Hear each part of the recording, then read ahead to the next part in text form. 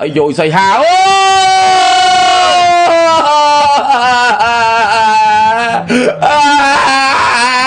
Trời ơi. Ôi ông Lê ơi công ơi ông Lê ơi công ơi thời trận bà đây luôn ơi công ấy luôn ơi ông Lê ơi công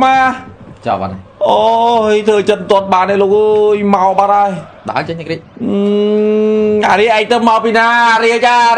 ai tâm mau pina ôi Pompaliti công cố đặt bữa mùi bà đây Anthony Gordon tục vào cuối. Anthony Gordon cho chôn mắt tá.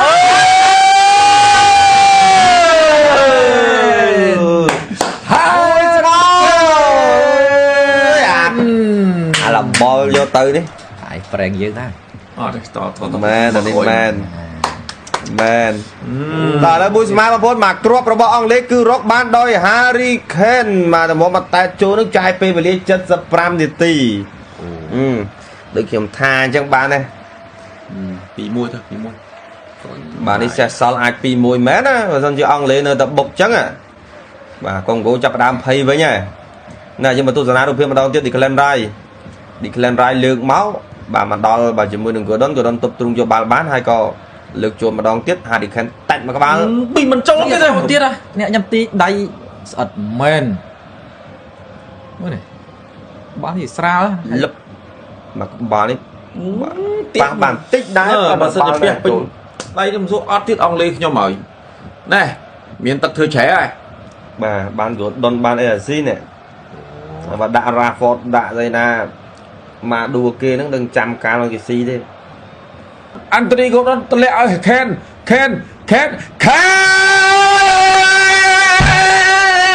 Harry Kane វាល្អណាស់បង Harry Kane នៅតែ Harry Kane នៅតែជា Harry Kane 2-1អាយស្អីហាមានទឹកធ្វើច្រែឲ្យយើងអាមិនចាំមកសុំមួយទៀតមកអង់គ្លេសអើយមិនចាំមកសុំមួយទៀតមកអូយ Harry Kane អូយអែមអស់ទោះបាទ Harry Kane អែមអស់ទោះមកក្បាច់ចាំនេះលេងចុងម៉ោងមែនស័កសមជាអធិរាជប្រយុទ្ធប្រអប់មែន Harry Kane កូនមានកូនពេជ្រនេះពីរគ្រាប់ក្នុងប្រកួតណាទាញឡងមកភាសាទៀតហើយមកចូលនេះចរិនAnthony Gordon បាទ Gordon ហើយ Harry Kane ទុកបោះអស់តែ3ប៉ះទាត់យកកន្លែងចូលទៅមក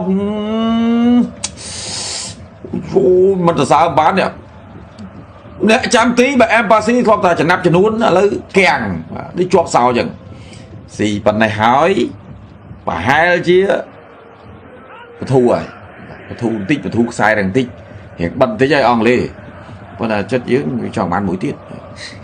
ជិលផងជិលពីថាឆ្នាក់ទាត់ជួយមិនបានមើលបីទៅគៀបហើយឯងឃើញមិននេះឆ្ងាយតែកាត់គៀបទៅអញ្ចឹង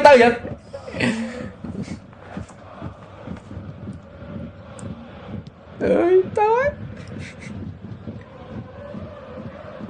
មួយនឹងចប់ហើយអត